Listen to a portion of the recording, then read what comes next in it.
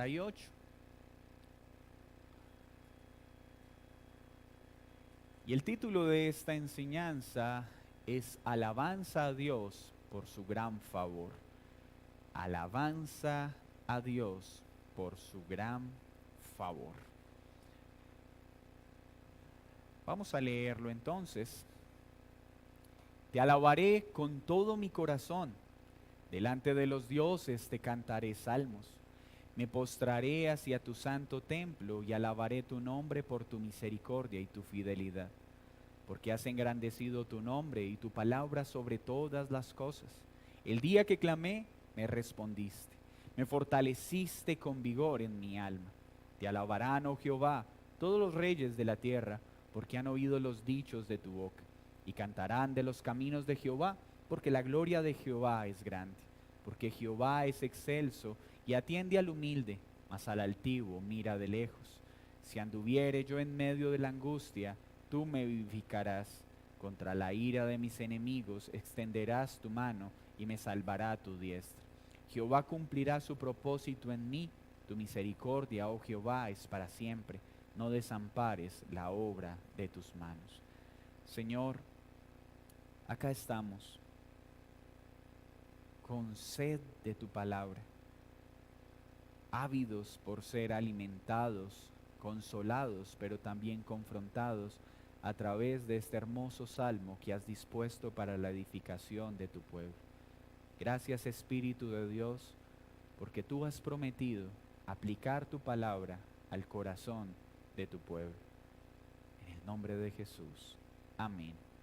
Y amén. Este salmo podríamos estructurarlo con diferentes subtítulos. Creo, para bien de nuestro estudio, estructurarlo de la siguiente manera. Del versículo 1 al 3, ¿cómo alabar a Dios? Del versículo 4 al 6, ¿cómo será alabado Dios? Y del versículo 7 al 8, razones para alabar. Este texto, como bien lo dice el primer versículo del Salmo, es un salmo de David, ¿cierto? Ese es el primer versículo del Salmo.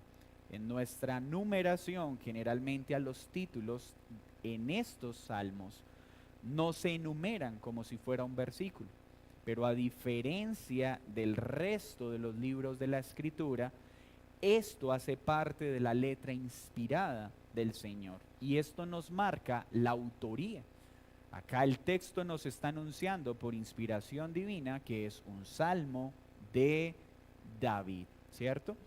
En los primeros pasajes entonces, el salmista inicia guiándonos hacia cómo alabó él al Señor, y menciona naturalmente el carácter por el cual exalta a Dios y las razones por las que él se complace en alabarlo. Lo primero entonces que el salmista nos está enseñando, lo primero que el salmista nos está enseñando a través de este pasaje es cómo debemos alabar al Señor. Dice él, de todo corazón, con todo mi corazón. Cuando en la Escritura encontramos la palabra corazón, no estamos hablando del órgano o el músculo como bien lo entendemos. Estamos hablando de toda la parte inmaterial del ser humano. La Escritura nos enseña que el ser humano tiene una parte material y una parte inmaterial. Así que el salmista está diciendo, Dios debe ser alabado con toda nuestra alma, con todas nuestras emociones, con todo nuestro intelecto, no de manera trivial y superficial. El Salmo 137, que es el contexto anterior a este salmo, está hablando de un difícil momento que experimentó el pueblo de Dios mientras estaba cautivo en Babilonia. Ahora, el Salmo 138 inicia no hablando de un momento de tragedia, sino invitándonos a dar gracias al Señor y alabarlo por su proceder y por su actuar. Cada vez que la iglesia de Cristo quiere alabar a Dios de manera adecuada, debería concentrarse en dos elementos específicos. Alabar al Señor por lo que Él es, por su carácter, por sus cualificaciones o atributos, y alabarlo y agradecerle por todo lo que Él hace. Y vamos a ver en este salmo que es la línea de pensamiento que el autor presenta. Entonces lo primero que debe hacer un creyente cuando quiere alabar a Dios, exaltar a Dios por el gran favor que nos muestra, es hacerlo de todo corazón. Penoso sería que el hombre, después de disfrutar de tal bondad y tal bendición del Señor a diario, nuestra gratitud y nuestra alabanza se diera solo con una parte de lo que somos. Por eso es en nuestro actuar y en la forma que agradecemos a Dios que nos damos también cuenta de que también estamos entendiendo quién es Dios y qué es lo que Él hace. Dios es digno no de una alabanza superficial, no de una alabanza tenue y pobre, sino de un corazón rendido a sus pies que lo exalta sin miramientos, sin guardarse nada para sí. Dice, delante de los dioses te cantaré salmos. El salmista nos está dando a conocer también parte del contexto de la situación en la que está escribiendo. Naturalmente nos invita a ser conscientes de que él está delante en un momento de mucha idolatría alrededor del pueblo en el que él se encuentra.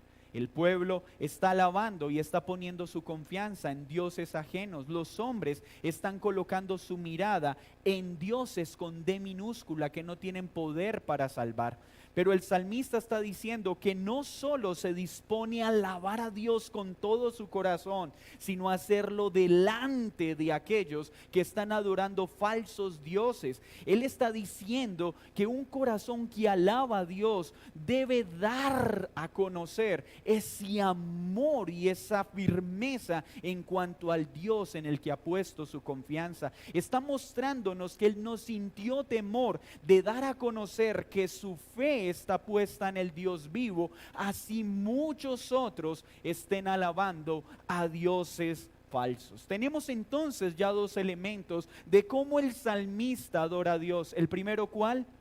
Una alabanza que involucra todo su ser, una entrega sin reservas. Y lo segundo, no es una alabanza en secreto, aunque nosotros agradecemos a Dios por su bondad en lo privado. El salmista nos está enseñando que nuestra gratitud y nuestra alabanza a Dios debe ser dada a conocer a los hombres, aun aquellos que tienen su esperanza puesta en otros dioses, aun cuando eso implique una crítica o una burla de aquellos que adoran a dioses con D minúscula.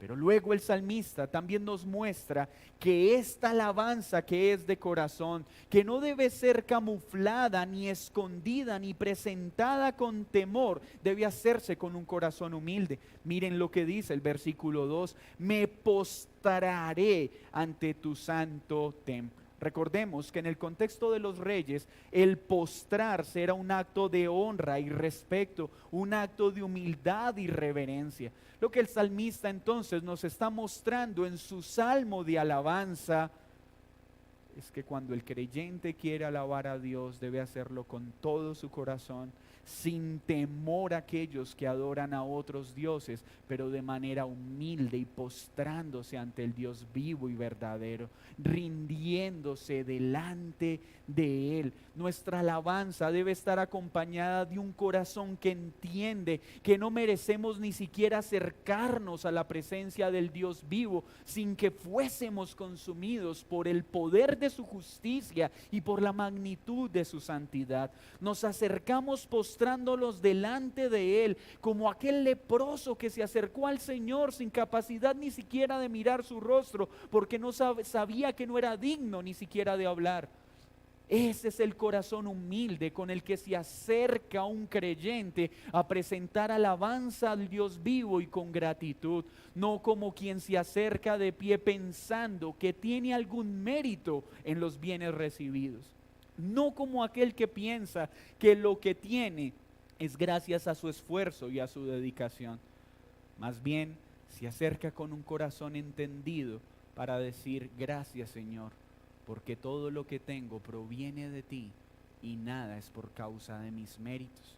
pero en esa actitud de postrarse, miren lo que dice, hacia su santo templo. Algunos tratan de decir que este salmo no fue de David, porque utiliza la expresión templo, y sabemos que el templo sería construido posteriormente por Salomón. Pero vemos en el Antiguo Testamento que la expresión de templo a veces también se utiliza para referirse al tabernáculo o al lugar de la presencia de Dios. Lo que el salmista entonces está diciendo es: me postraré, me presentaré a ti en humildad, mirando hacia el lugar donde habita tu presencia. Y esta era la forma entonces en la que el salmista adoraba al Señor. Pero y entonces nosotros, que ya no tenemos un tabernáculo fijo en esta tierra, ¿hacia dónde oramos? ¿Hacia la tierra prometida? ¿O estamos esperando que el tercer templo sea levantado? No, mis hermanos, nosotros ahora tenemos un tabernáculo perfecto hacia el cual dirigimos nuestra mirada, y este es Cristo. El creyente entonces ya no tiene que mirar un templo físico y humillarse o postrarse delante del templo como algunos tienen por costumbre.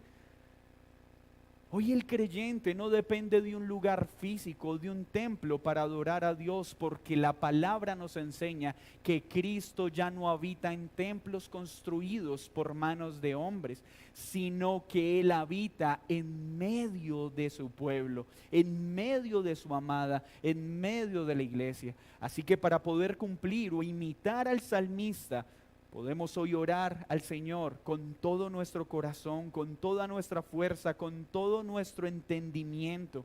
Podemos dar a conocer nuestra gratitud a todos los que nos rodean, así adoren falsos dioses, pero lo haremos de manera humilde, ya no mirando un templo, sino con nuestra mirada puesta en Jesús, porque Él ahora habita en medio de su pueblo. Luego dice el salmista: y alabaré tu nombre por tu misericordia y tu fidelidad. Note entonces que el salmista nos está enseñando a mirar la razón por la que debemos adorar a Dios, por sus cualidades, por sus perfecciones, por su precioso carácter. Y en este momento de gratitud, el salmista se está centrando en dos cualificaciones específicas de nuestro santo Dios: su misericordia y su fidelidad. ¿Y cómo no dar gracias a Dios por su misericordia? Cuando miramos la misericordia, estamos hablando de ese acto de gracia, de bondad, de compasión que Dios muestra para con el miserable. Es decir, el salmista está entendiendo sus miserias. Él comprende que es miserable delante del Dios Santo y que no merece ningún bien del Dios a quien está orando. Pero a pesar de sus miserias, él entiende que Dios es misericordioso, que no nos trata con la justicia que merecemos ser tratados por nuestro pecado, sino que continuamente nos muestra una misericordia por gracia que no merecemos. Cuando le decimos a Dios: eres misericordioso, estamos diciendo: Señor, entiendo que eres santo y yo soy un miserable. Entiendo que tú eres perfecto y que en mí solo hay miseria por causa de mi pecado. Pero a pesar de mis miserias, tú sigues mostrándome una misericordia que no merezco. ¿Ven el corazón con el que el salmista se está presentando al Dios vivo? Pero luego le dice: Señor, tú eres fiel, tú eres veraz, tú cumples lo que prometes, tú eres fiel por causa de quién eres. Para que el creyente pueda presentar una correcta alabanza a Dios, entonces debe seguir el ejemplo del salmista. Por favor, si queremos alabar a Dios por su gran favor, que lo hagamos de todo corazón. que lo hagamos sin temor a qué dirán aquellos que alaban o adoran a otros dioses, que lo hagamos con toda humildad, rendiéndonos a Él con nuestra mirada puesta en Jesucristo, pues es gracias a Cristo que tenemos acceso al trono de gracia. Pero que no nos concentremos en las trivialidades o en las cosas vanas de esta vida en primer lugar, sino en su carácter. Cuando parezca que no hay cosas por las cuales agradecer a Dios por causa de la dificultad de tus circunstancias, mira su carácter para que recuerdes que sí hay mucho que agradecer, que todos los días Él nos muestra su misericordia, que todos los días nos trata con compasión a pesar de nuestras miserias. Y que Él es fiel a todo lo que ha prometido, Él es fiel a todo lo que ha anunciado, Él es fiel a su palabra y Él es fiel a su carácter. Luego dice lo siguiente: porque has engrandecido tu nombre y tu palabra sobre todas las cosas. ¿Nota usted lo que está haciendo el salmista? Está mostrando que aunque la creación es maravillosa, aunque todas las cosas tangibles que hay a su alrededor son preciosas, hay algo que ha engrandecido con mayor importancia que la creación misma. ¿Y esto es qué? Tu nombre y tu palabra. El salmista está diciendo: oh Señor, tu creación es maravillosa.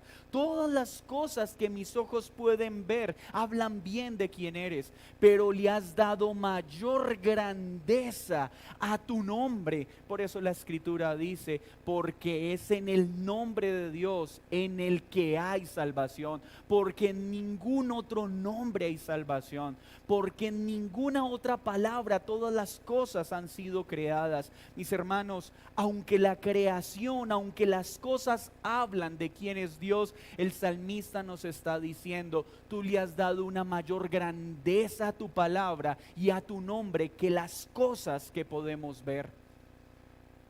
Porque el cielo y la tierra pasarán, pero su palabra no pasará. Porque sus palabras, su palabra es vida, es verdad. Porque su palabra es con la que fue creado todo lo que existe, porque su palabra es la que sostiene todas las cosas. El salmista entonces entiende que aunque las cosas nos muestran de la grandeza de Dios, como lo dice Pablo en Romanos 1, solo podremos conocerle verdaderamente por causa de su palabra, por causa de su nombre. Este Dios es fiel a su palabra. Pero miren ahora lo que dice el versículo 3. Y acá el salmista nos enseña la certeza que debe tener nuestro corazón mientras alabamos y agradecemos al Dios vivo. Miren lo que dice el salmista: el día que clamé, me respondiste. No está diciendo tal vez me responderás. El salmista nos está enseñando que el creyente, que el que es parte de su pueblo, debe estar seguro que cuando clamemos a Él, tendremos respuesta. Pero ¿cuánto necesitamos entender que la respuesta que Dios nos da es la que es sabia y es perfecta según su carácter, no según nuestros intereses o nuestras preferencias? Dios siempre responde a nuestra oración. Otra cosa es que no responda según nuestros deseos y nuestras solicitudes. Mis hermanos, nosotros oramos a Dios no para que Él nos dé lo que queremos. Oramos a Dios para que Él nos dé lo que Él sabe que es mejor para nosotros. Con sinceridad le presentamos nuestros deseos, pero descansamos en que sus designios son los mejores para nosotros. Pero qué certeza entonces debe haber en nosotros cuando elevamos nuestra alabanza y nuestra gratitud a Dios. Debemos hacerlo dando gracias, porque cada vez que clamamos, Él responde a nuestro clamor. Pero luego dice, me fortaleciste con vigor en mi alma. ¿Nota usted entonces la primera respuesta que trae la oración de aquel que confía en Dios? No dice que la primera respuesta a su oración fue recibir sencillamente lo que él quería. ¿Qué sucedió en su alma? Fue fortalecida con gran vigor.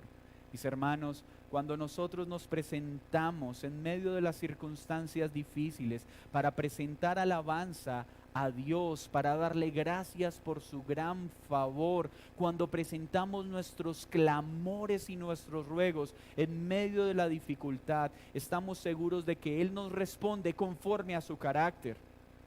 Pero que así no veamos lo que queremos ver, hay algo que sucederá de manera inmediata en nuestras almas. Seremos fortalecidos y recibiremos vigor para seguir adelante.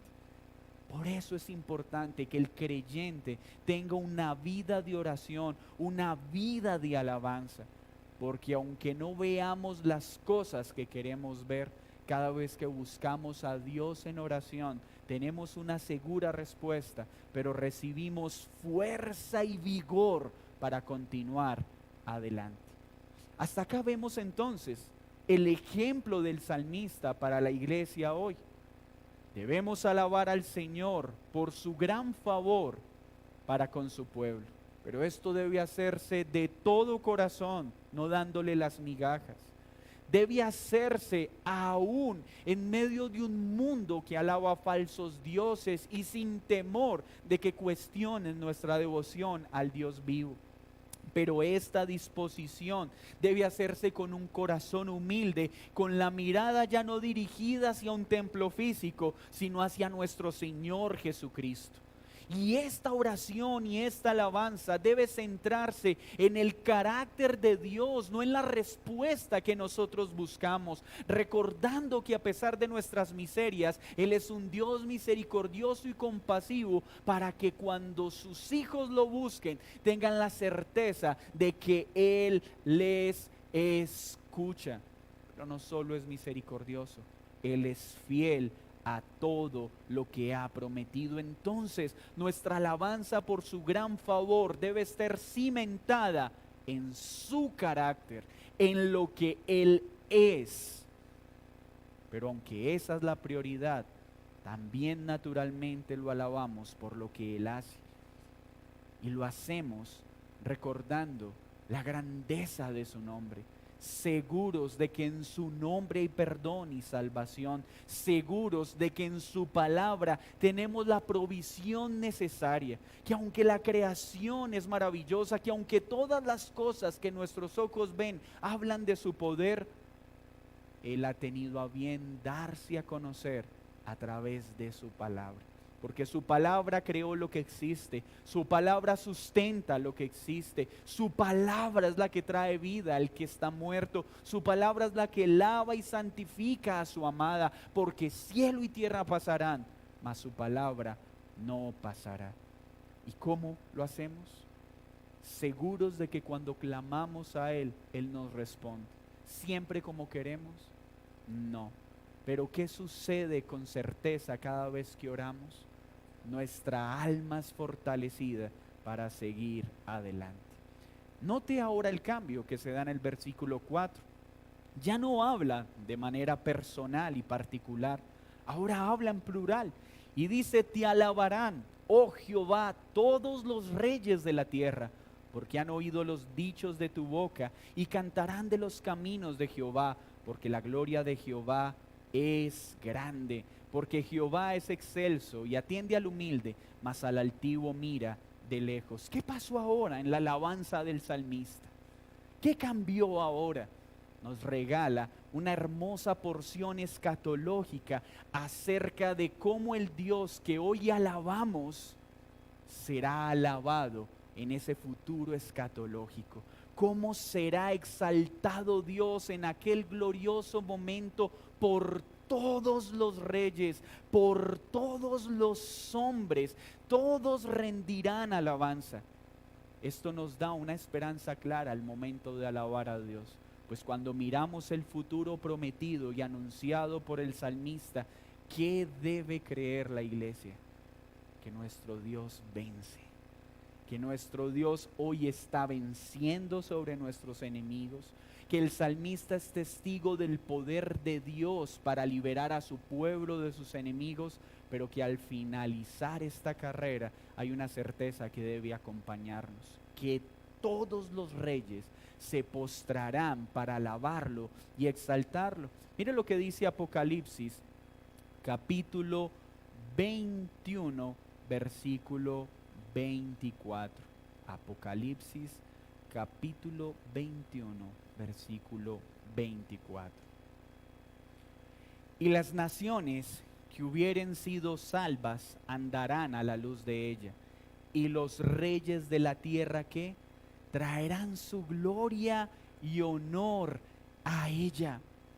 El salmista en medio de su alabanza está anunciando un hecho futuro en el cual debemos tener esperanza y seguridad, que sin importar todos los acontecimientos que nos rodeen, sin importar cuán patas arriba se ponga este mundo, al final todos los reyes le alabarán y le adorarán. Pero aquí también hay una realidad importante, y es que la Escritura también nos enseña que habrá un día que toda rodilla se postrará ante Él y toda lengua confesará su nombre. Habrá un día en que todos se postrarán, pero unos se postrarán bajo la humildad de la que habla el salmista, para exaltar al Dios vivo y decir: oh mi Señor, tú eres mi Rey a quien esperaba y anhelaba. Y con gozo nos encontraremos con nuestro Salvador.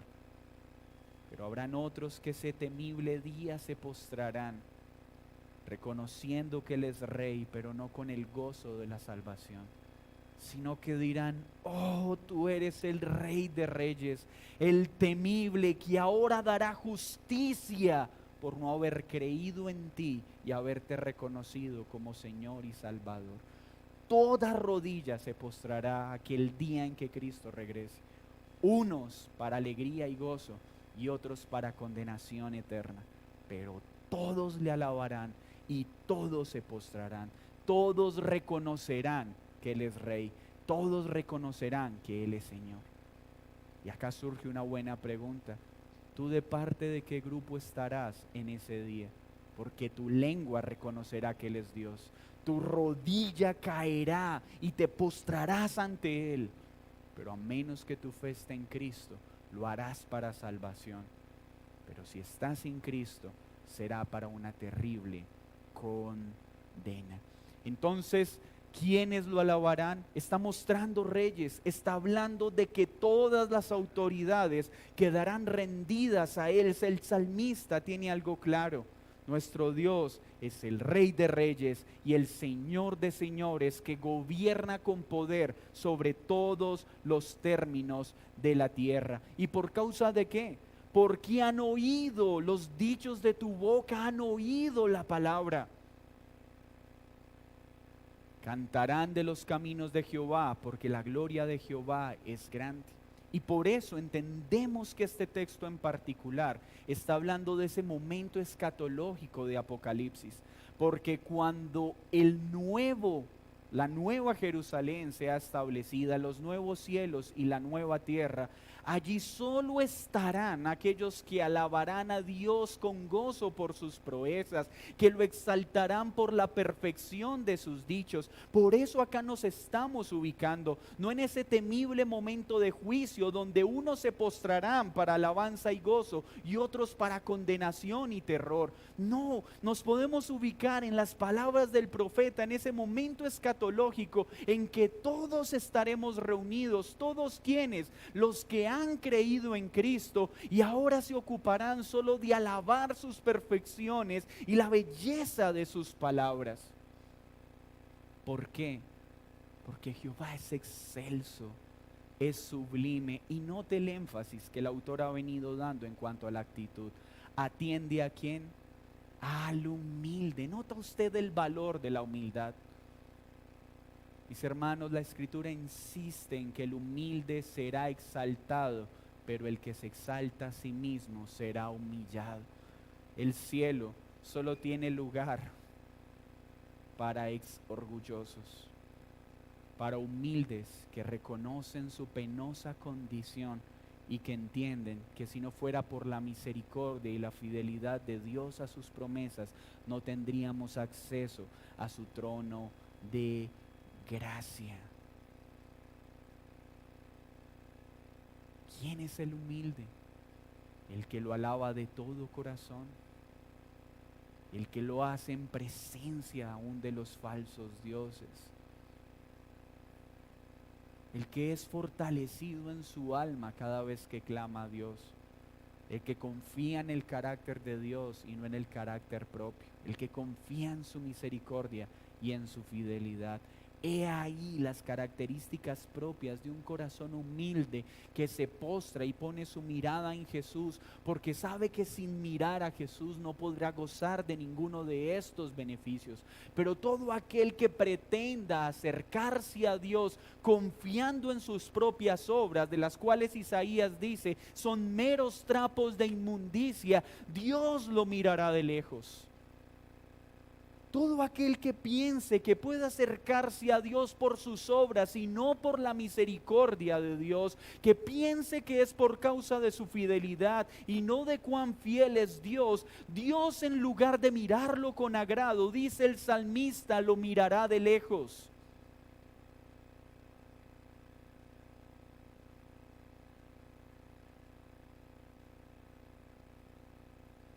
Versículo 7.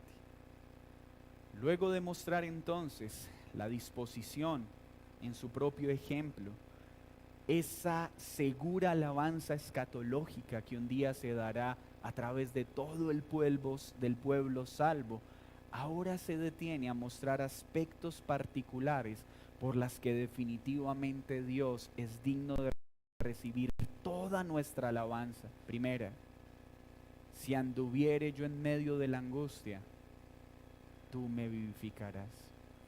Hermanos, estas palabras para aquel que cree en Cristo son una absoluta realidad. El creyente puede decir con el salmista: Señor, soy consciente de que tú vencerás, de que tú estás sobre todos los reyes y un día todos te alabarán y te exaltarán. Esta realidad de quién eres, de tu carácter fiel, de tu misericordia, hace que tenga la plena seguridad de que cuando tenga que encontrarme con la angustia, ¿tú qué me harás? Me vivificarás, me darás nuevas fuerzas, me darás vida cuando sienta morirme en medio de la prueba. Mis hermanos, textos como estos ratifican que la vida del creyente no es una vida ausente de angustia y dolor como algunos prometen. Ven a Cristo y tus angustias terminarán. No, el Señor no ha prometido el final de las aflicciones. Él ha dicho: en este mundo afrontaremos aflicciones, pero ánimo, yo he vencido al mundo. El salmista nos dice: sí, hermanos, caminaremos en medio de la angustia, pero cuando estemos en medio de la angustia, Él nos dará vida. Cuando experimentemos esa sensación de morir y creer que no podemos más, Él volverá a darnos nuevas fuerzas. La angustia aparecerá más de lo que nos agrada. Pues todos quisiéramos esa idea rosa del caminar cristiano, donde no lidiamos con la angustia y con la tensión. Pero la realidad del creyente es que tendrá que lidiar con muchos momentos angustiosos. Pero ¿cuál es la seguridad de aquel que se presenta al Señor con un corazón humilde? Será vivificado. Pero también, ¿cuál es la otra razón por la que debemos alabar al Señor? Porque el Señor promete guardarnos de la ira de nuestros enemigos al extender su poderosa mano, al extender la diestra de su mano me salvará. No dice que impedirá que nuestros enemigos nos ataquen. nos deja algo claro: cuando estos ataques vengan, Él extenderá su diestra poderosa para salvarnos de los poderosos ataques de nuestros enemigos. Así que nuestra tranquilidad no está en que nuestro enemigo es débil. No, nuestra tranquilidad está en que nuestro Dios siempre nos sostendrá con su mano victoriosa. Nuestra expectativa no es que el enemigo no nos ataque. Ingenuo sería creer esto. Tenemos la seguridad de que hay un enemigo que cada vez que pueda atacarnos lo hará. De hecho, no descansa. Pero ¿cuál es nuestra certeza? De que el Señor siempre extenderá su diestra victoriosa para sostenernos y darnos la victoria en medio de los ataques. Hermanos, hay una guerra espiritual real. No debemos dudar de ella, pero cuando ésta se presente, alabaremos a Dios y diremos: Señor, te alabo, porque con tu diestra victoriosa tú me guardarás de mis enemigos. ¿Cuántas razones tenemos para alabar a Dios? Pero mire cómo va terminando el salmista este hermoso escrito, versículo 8. Jehová cumplirá su propósito en mí. Tu misericordia, oh Jehová, es para siempre. ¿Por qué sabemos que la buena obra que Dios ha empezado en nosotros no quedará inconclusa? Por su misericordia. Porque a pesar de nuestras miserias, a pesar de nuestras torpezas, a pesar de nuestros continuos tropiezos, Él terminará lo que ha empezado en nosotros por su misericordia, no porque lo merezcamos. La única razón por la que tú y yo hoy estamos acá y el Señor no nos ha fulminado con su ira, no es porque no hayamos hecho méritos para que nos destruya. Todos los días le damos razones a Dios para que nos fulmine con todo el peso de su justicia. Pero la única razón por la que Él no lo hace es porque gracias a Cristo nos muestra su misericordia. ¿Por qué estamos seguros de que la obra que Él empezó la terminará? Porque es misericordioso. Porque si no, hace mucho rato hubiera abandonado su interés para con nosotros. Si no fuera por su misericordia, todos los días le damos razones para que estuviera hastiado y harto de nuestra conducta. Pero cuando nos mira, ve a Cristo. Y por Él recibimos una misericordia una y otra vez que no merecemos. Así pues, estamos seguros de que toda angustia que se presente, Dios nos librará, que de todo ataque del enemigo, Dios nos librará. ¿Por qué? Porque la obra que Él ha empezado en nosotros no quedará inconclusa. Su propósito en mí se cumplirá. ¿Y cuál es ese propósito? Romanos 8:29. Ser hechos a la imagen de nuestro Señor Jesucristo. Ese es el propósito. No hay otro propósito. No es tener carro, casa y beca. No. Es ser hechos a la imagen del varón perfecto. ¿Y qué dice el salmista? ¿Por qué podemos estar seguros de esto? Porque su misericordia es para siempre. Gloria a Dios por su misericordia. Porque si esta no fuese para siempre y fuera temporal, todos nosotros ya la hubiéramos agotado completamente. Pero su misericordia se renueva cada día. Y sus bondades se renuevan cada día. poder terminar así lo que ha empezado. ¿Cómo no tener razones para alabarlo? Por el gran favor que nos muestra a diario. Y termina con un pequeño clamor este salmo. No desampares la obra de tus manos. Esa obra somos nosotros.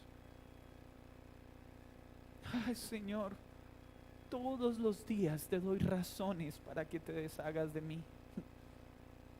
Pero por favor, nunca me desampares. Y estoy seguro que no lo harás, porque tu misericordia es para siempre. Porque tú eres fiel a lo que me has prometido. Porque tu nombre es el que me ha dado salvación. Porque me presento rendido a ti. Porque mi mirada está puesta en Jesús. Porque hoy te alabo con todo mi corazón. Porque puedo comprender que me has dado una salvación que no merezco. Porque hoy puedo alabarte ante los hombres, aun aquellos que adoran a otros dioses, sin temor al que dirán, porque entiendo cuán gran bondad me has dado.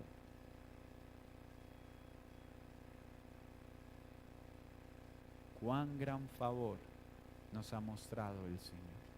Y permítame terminar con unas breves aplicaciones.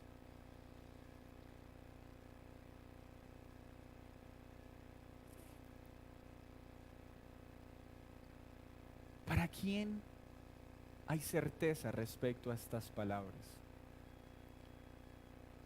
¿Quién puede confiar y estar seguro de todo lo que allí el salmista nos enseña? Y por todo el consejo de la Escritura sabemos que solo aquel que ha venido en humildad a Cristo, reconociendo sus miserias y clamando por la misericordia que Él solo puede dar para el pecado. Pues si tú aún eres un orgulloso que confía en sus propias fuerzas, que insiste en vivir a su manera, que cree que no necesita a Cristo para salvación, estas palabras no son para ti. Porque sí, un día tus rodillas se doblarán, pero para experimentar el más horrendo terror por no haber creído en Cristo. Pues ese día serás mirado de lejos y como orgulloso recibirás tu merecido. Serás humillado por no haber creído en el Salvador, pero esta vez, por toda la eternidad, tendrás que lidiar con esa gran humillación. Pero si tú has creído y cada vez que te vas y te miras al espejo, te das cuenta que no hay nada en ti por lo que mereces ser salvo, y que sabes que la única esperanza de tu salvación es Cristo y su promesa de que la obra que Él empezó en ti no quedará inconclusa. Estas palabras son para ti, mi querido hermano. Estas palabras no son para el que piensa que es muy bueno o es un excelente cristiano que merece ir al cielo. Estas palabras son para aquel que cada vez que se mira al espejo se ve tan débil y tan frágil que aún se pregunta: ¿será, Señor, que si soy tu hijo? Estas palabras son para aquel que no tiene ninguna confianza en sí mismo, sino que toda su esperanza está en una misericordia que no merece. Estas promesas son para aquel que cada vez que se mira, lo único que ve delante de él son todas sus miserias y la necesidad de un Dios misericordioso. Si es así como te ves, aférrate a este salmo con la seguridad de que Él escucha tu clamor y que Él fortalecerá tu alma cada vez que tengas que lidiar con la angustia. Pero si tú no has creído, por favor, no sigas dando más lugar al orgullo. Reconoce tus miserias. Reconoce de una vez por todas que separado de Él nada puedes hacer.